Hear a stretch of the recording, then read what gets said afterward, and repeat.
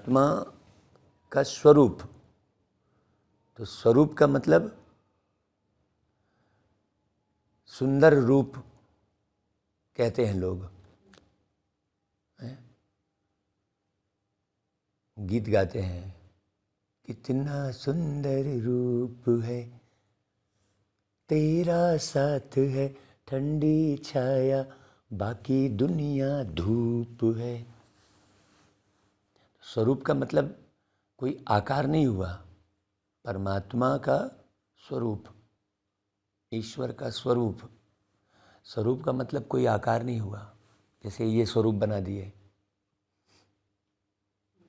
बात एक ही है। पहले शिव की पिंडी का स्वरूप बनाए थे, उसको हटा के हमने ये स्वरूप बना दिए।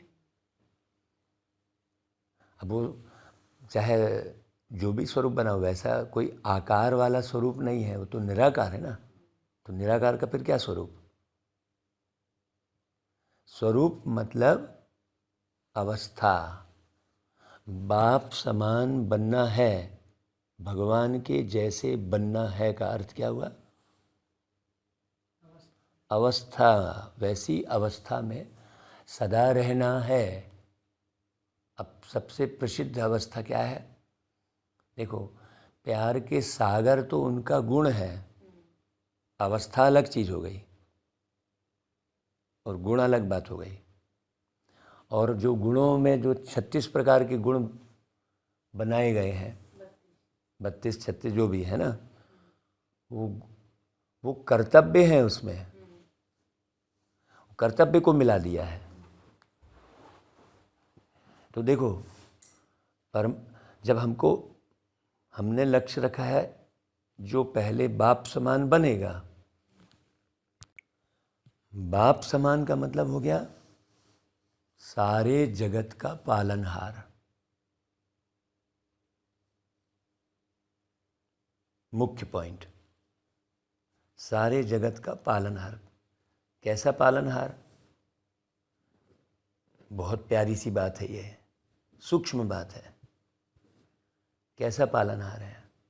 वो कहते भाई भाई प्रकृति से आप भोजन लेते हो, पानी लेते हो, ये करते हो, तो सारी दुनिया जो जीवन किसे समझती है? जल ही जीवन है कहती है, वायु ही जीवन है कहती है। तो फिर पालनहार किसको समझती है दुनिया? प्रकृति को। इसलिए उसकी पूजा करती है।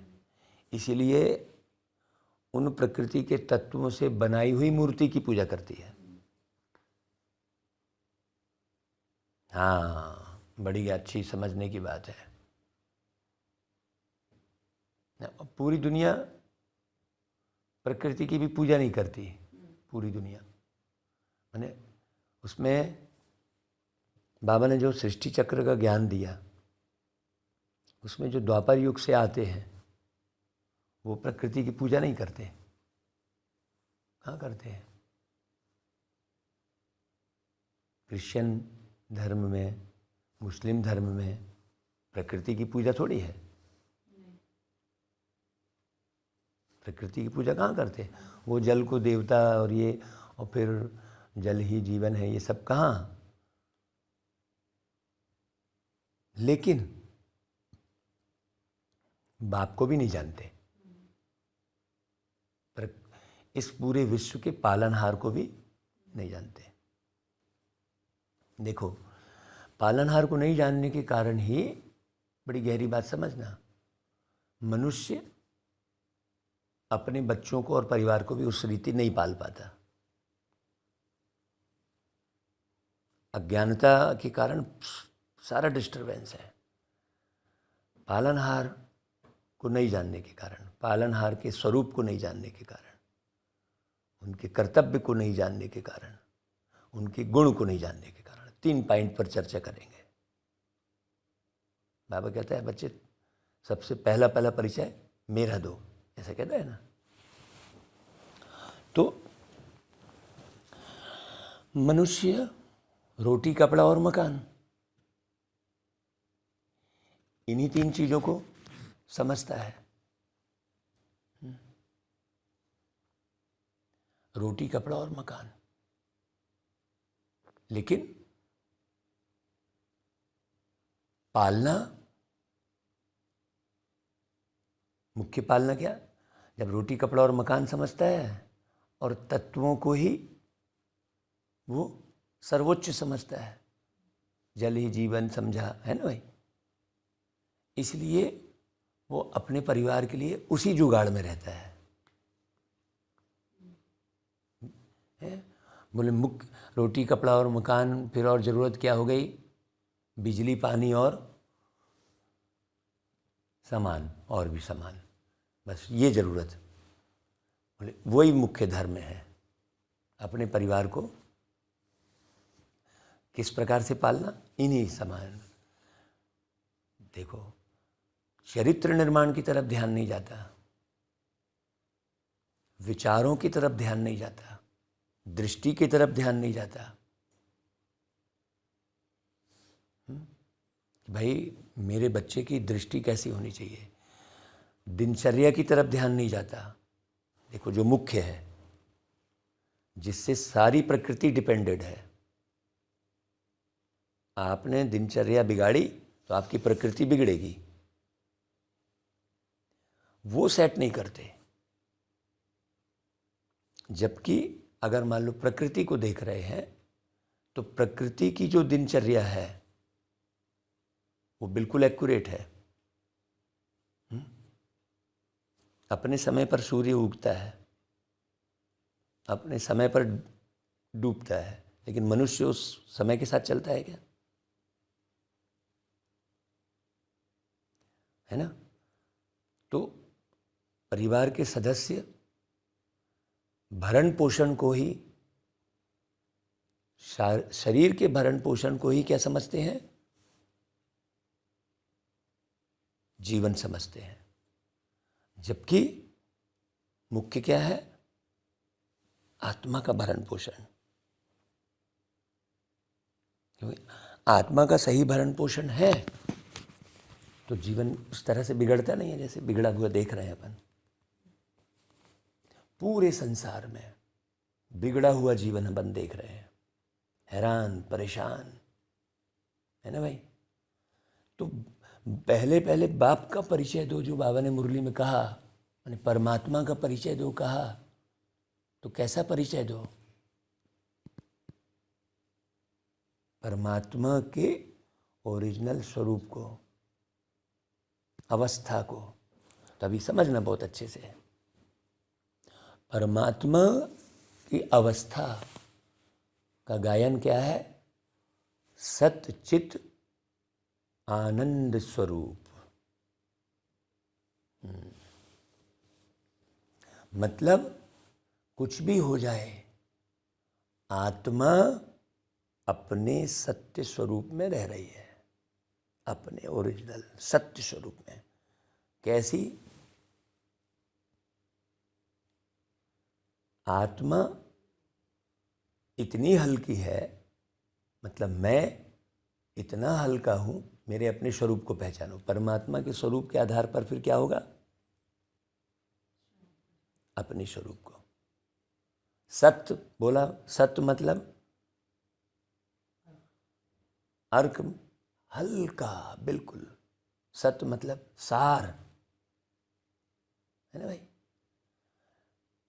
तो मैं हल्का, लाइट, एक आत्मा ही है जिसे प्रकृति के तत्व खींच नहीं सकते।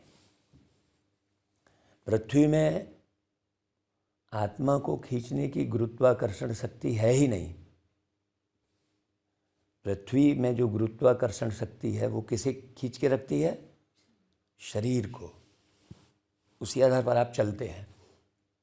यदि पृथ्वी की गुरुत्वाकर्षण शक्ति ना हो तो आप ऐसे अनबैलेंस रहें, अधर में लटके रहें, हिलते डुलते रहें। तो वो पृथ्वी की गुरुत्वाकर्षण शक्ति कहाँ तक काम कर रही है? शरीर तक ना। तो अब बहुत फिर बारीक समझने की बात है। जब पृथ्वी चला रही है शरीर को, तो आत्मा निकल गई, तब फिर क्यों नहीं चला रही है? है ना भाई। लोग यही समझते हैं कि भाई जल ही जीवन है, हवा ही जीवन है। तो हमने एक दिन क्लास कराई थी एक जगह पर कि जब जल ही जीवन है तो आत्मा रहित शरीर में जल डालो, फिर जीवन रहेगा क्या? आत्मा रहित शरीर के नाक से ऑक्सीजन सिलेंडर लगा के रखो, हवा जीवन है। तो वंडरफुल बात है ना भाई। आत्मा आत्मा करते हैं लोग, परमात्मा करते हैं, भगवान भगवान करते हैं, लेकिन उसकी गहन सच्चाई को बिल्कुल नहीं समझते हैं। तो इसलिए सच्चित आनंद स्वरूप जो परमात्मा इस सच्चाई को पूरी तरह से समझता है। आपके 5 तत्व से बने हुए जो भी आइटम है, जिसे आप भोग कहते हो, प्रसाद कहते हो, हैं, परमात्मा जो है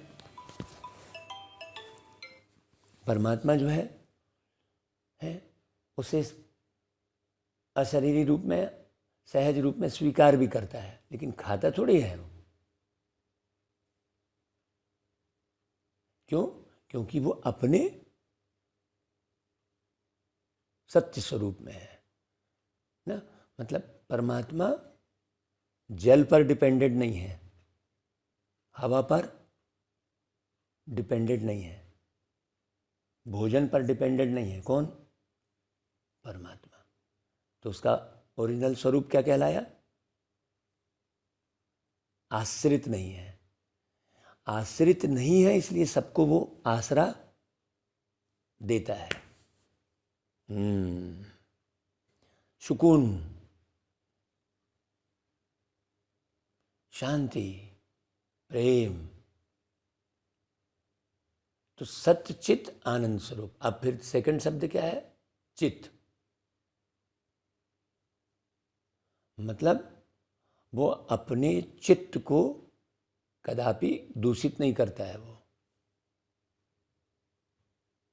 प्योर चित्त। इसलिए है ना, सत्य चित्त चैतन्य में है, मतलब हमेशा जागृत अवस्था में है। वो जागृत अवस्था में हो तो आप जरा भी आप जो है इतना 1 सेकंड के लिए भी आप अनबैलेंस नहीं हो गए, और आनंद स्वरूप है। तो तीसरा शब्द क्या आया? आनंद स्वरूप। तो सत्य चित्त आनंद स्वरूप। जब सत्य है, चैतन्य है, तभी आनंद में है ना भाई। तो अपनी अवस्था भी कैसी बनानी? हाँ, ये हो गई अवस्था की बात। अब इसके बाद आएगी गुणों की बात। तो आनंद स्वरूप में आ गया। अब आनंद के सागर हैं कहा, मतलब वो स्वरूप में है। और प्यार के सागर, सुख के सागर, ज्ञान के सागर, शांति के सागर, जो शब्द कह रहे हैं अपन, वो सब उनकी अवस्था पर से वो अवस्था से ही वो गुण निकलते हैं। आप भी गुणवान कब बनेंगे? मास्टर शांति के सागर बन जाएंगे आप, जब अपनी अवस्था को बनाएंगे। कैसी बनाएंगे अपनी अवस्था को? सत्यचित आनंद स्वरूप। तो सत्यचित आनंद स्वरूप जब अवस्था बनाएंगे तो अपने आप प्यार में भरे रहेंगे, अपने आप शांति में रहेंगे। इसलिए बाबा हमेशा क्या कहता है, बच्चे अपनी अवस्था को हिलने मत दो, बिगाड़ो नहीं, अपनी अवस्था में रहो। तो कौन सी अवस्था में रहो? सत्यचित आनंद स्वरूप में रहो। स्वरूप से ही गुण है, और स्वरूप का परिवर्तन ही अवगुण है। तो मुख्य पुरुषार्थ क्या है? अपनी अवस्था जमाना बोलते हैं। उसके बाद फिर कर्तव्य, फिर आपके कर्तव्य हमेशा बिल्कुल श्रेष्ठ ही रहेंगे। तो मुख्य पुरुषार्थ कौन सा हुआ? किस पर फोकस करना? सच्चित आनंद स्वरूप। मैंने नारी समझा, मैंने कोई रिश्ते के हिसाब से अपने आप को पॉइंट आउट किया, मैंने दुनिया की प्राप्ति के हिसाब से पॉइंट आउट किया, किसी की वाणी के हिसाब से मैंने अपने आप को पॉइंट आउट किया, है ना?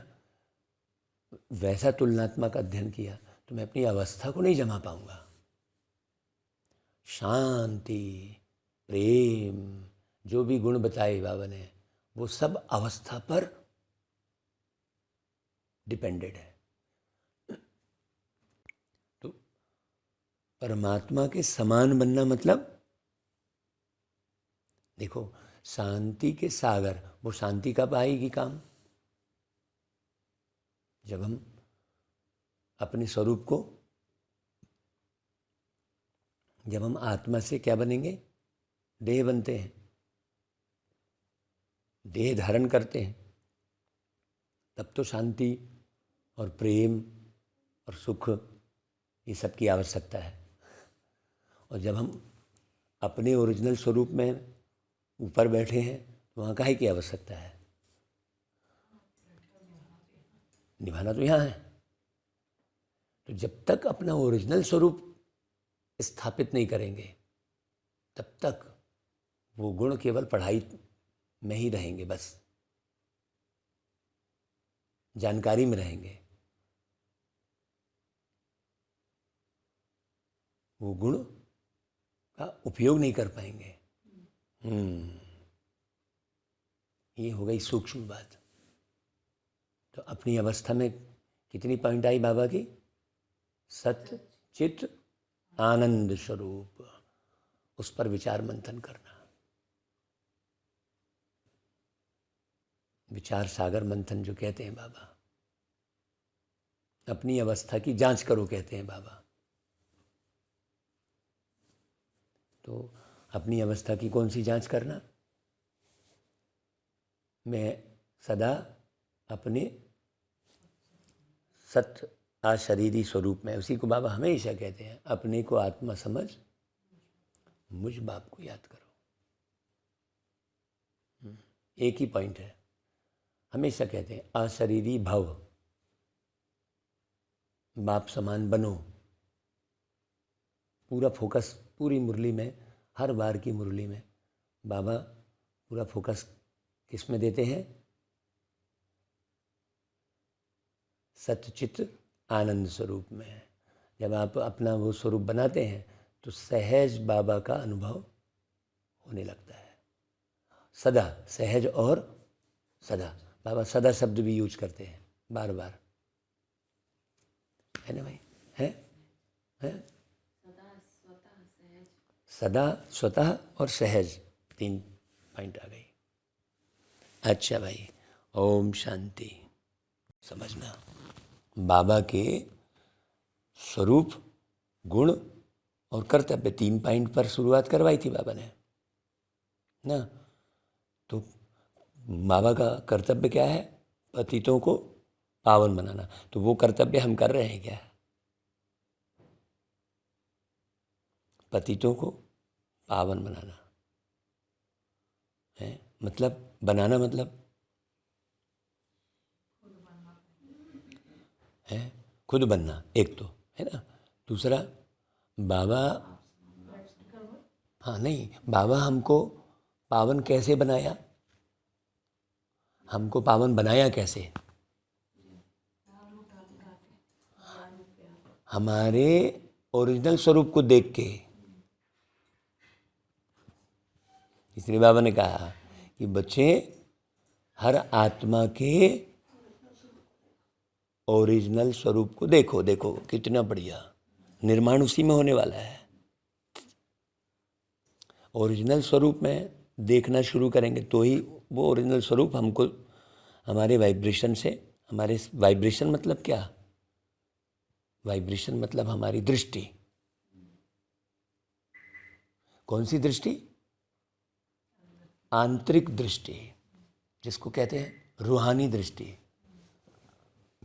रूह तो अदृश्य है ना, हम छुपा छुपा के क्या रखते हैं? अपनी दृष्टि को ही। जो भी जिस व्यक्ति में भी कमी कमजोरी रहेगी कुछ ना, तो अगर उस कमी कमजोरी की बात करेंगे तो वो ऐसा थोड़ा हल्का सा अपने आप को मूवमेंट करेगा वो। हाँ, जैसे मान लो कोई छुप के, है ना, कोई छुप के कोई कार्य कर रहा होगा और वो उस लाइन पर चर्चा करेंगे ना, तो ऐसा करेगा। हम एक एक हरकत से समझ जाते हैं कि हाँ, ये इसको धारण किया हुआ है। वो सभा में भी मालूम पड़ जाता है। तो फिर वो ज्योतिषी दिखाने आता है तो हम तो पहले ही समझ गए हैं। अभी जैसे हमने कहा कि भाई आपके 2 बेटे हैं, देखते ही जैसे बोला, तो कैसे जाना? ना तो हस्तरेखा देखी, ना कुंडली देखी, ना कुछ देखा, जाना कैसे? उसके भाव में। क्योंकि उस समय उसके भाव में क्या है? उन 2 बेटों की ही याद है। वो घर से निकला, छोड़ के निकला है, तो उसको मोस्टली याद किसकी है? 2 बेटों की है। बाद में वही समझ में आया कि हाँ, वो यहाँ आके स्कूल ढूंढ रहे हैं। तो स्कूल काहे के लिए ढूंढ रहे हैं? बेटों। तो पकड़ में आ गया, वो 2 बेटों की ही याद में है वो। तो उनकी याद को पकड़ा कि वो किस भाव में है, बता दिए। ये भाव को पकड़ना। भाव को हम कब पकड़ पाएंगे? जब हम अशरीरी स्थिति में रहेंगे। हमेशा कोई भी आया घर में ना, जैसे वो आए थे, दुकान देखे थे जिसका, तो हमने उनका बताया उनके क्योंकि प्रत्येक व्यक्ति किस भाव में रहता है? हमेशा अंदर सूक्ष्म में, सूक्ष्म भाव जो अंदर है। तो बाबा के कर्तव्य को भी फॉलो करना, मतलब मुख्य कर्तव्य क्या? पतितों को पावन। मतलब वो कैसे बनाता है? वो पतित नहीं सोचता है कि ये पतित है, वो नहीं सोचता है। वो उसको पावन नज़र से ही देखता है। देख के क्या हो जाता है? इसलिए जब भी हम बाबा को याद करेंगे तो बड़ा अच्छा लगेगा। क्यों? क्योंकि वह जब भी बाबा के पास जाएंगे वो हमको पावन नज़र से ही देखेगा, तो पावनता आती चली जाती है। तो वही सिस्टम अपनाना है। अभी आपने सेकंड भी कोई पतितपना कर रहा है, सेकंड भी आपने उसके पतितपना का ख्याल किया, तो फिर ना तो आपकी भी पावनता डिस्टर्ब हो गई, और सामने वाले को तो आप बना ही नहीं सकते। फिर बड़ी गहरी बात है ये, देखो। तो इसलिए बाबा ने रोक के पूछा कि बेटे तुमने तो कर्तव्य के बारे में बताया ही नहीं कुछ, वो वाली बात तो बताई नहीं। वैसे से ही आप सतयुग की स्थापना कर सकेंगे, दूसरा कोई चारा ही नहीं है। जब हम पतित से डिस्टर्ब हुए, पतित से दूर भागने की कोशिश किए हैं, पतित को अवॉइड किए, तो उससे कैसे स्थापना होगी? देखो, अब पतितपना में बहुत सारी बातें आ गई। उसका नेचर, उसका व्यवहार, है ना। नेचर माने उसकी प्रकृति और व्यवहार, है ना भाई। स्वभाव, संस्कार, सभी बातें पर गौर करने की बात है। बाबा ने एक एक बात पर गौर किया और हमको अपने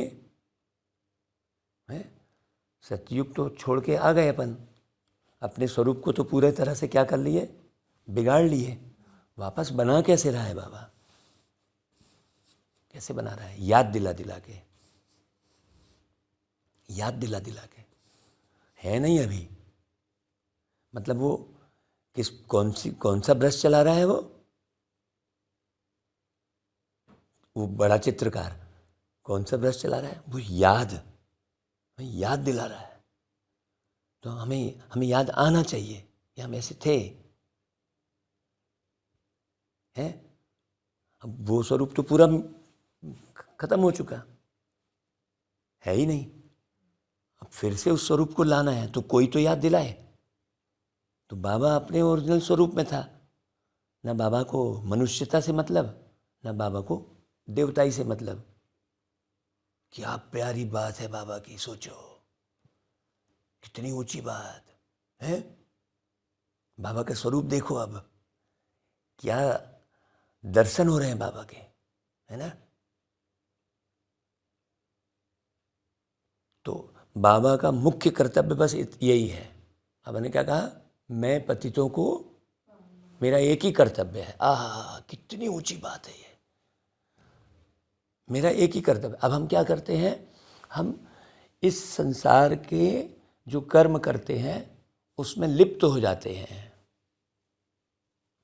उस कर्म में तो थकते हैं। और अलिप्त अवस्था रहे तो किसी के व्यवहार में लिप्त हो जाते हैं, सरकमटांस में लिप्त हो जाते हैं।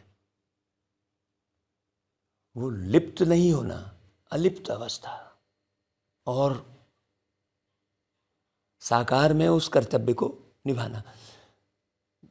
तो साकार में कर्तव्य कृष्ण जो है, उस आत्मा ने साकार में कर्तव्य निभाए, तो पूजा उसकी। बाबा तो निराकार, बाबा निराकार। आके बाबा क्या करता है, वो कहते हैं ना उसे अकर्ता, है ना। हम सोचते हैं सब कुछ बाबा कर रहा है, नहीं, आपको करना है। वो तो अकर्ता है, वो तो अकाय है। तो साकार सृष्टि में परम धाम को उतारना, मतलब परम धाम को उतारना मतलब परम धाम वाली अवस्था को साकार में प्रत्यक्ष करना, वो है। जब परम धाम वाली अवस्था को, शांति में ही सुख है, इसलिए मूल मंत्र शांति का बताया। लेकिन शांति से ऊपर की अवस्था कौन सी है,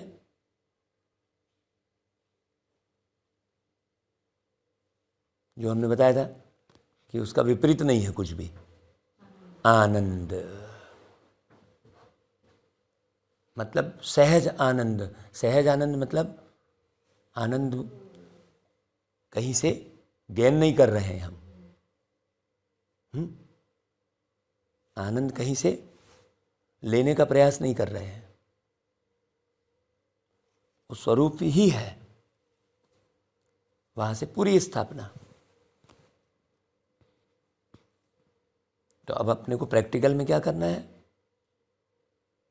बाबा का कर्तव्य जो रह गया था, बस पतितों को पावन जो बाबा कर रहा है उसी अनुसार मुझे रहना है। मेरे साथ में बाबा तो है ना भाई, वहाँ से हर एक बातों से मुक्ति मिल जाएगी। भय से मुक्ति, चिंता से मुक्ति, सोच से मुक्ति, जमाने भर की सोच, हर चीज़ से मुक्ति मिल जाएगी। वो हो गए मुक्ति, मुक्ति धाम। धारणा को चेक करेंगे तो मुक्ति मिल जाएगी, मुक्ति धाम। अपनी धारणा को बारीकी से जांच। पुरुषार्थ यही है। बोले पुरुषार्थ क्या है पुरुषार्थ भाई? धारणा की चेकिंग, कितना स्टॉक जमा है, कितना धारण किया है हमने, वो सारा पुरुषार्थ हमको करना पड़ता है।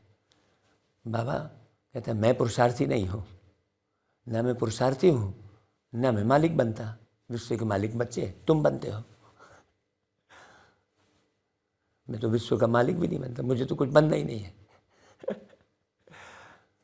मुझे तो कुछ बनना ही नहीं है, तुमको बना रहा हूँ, तुम बनते हो।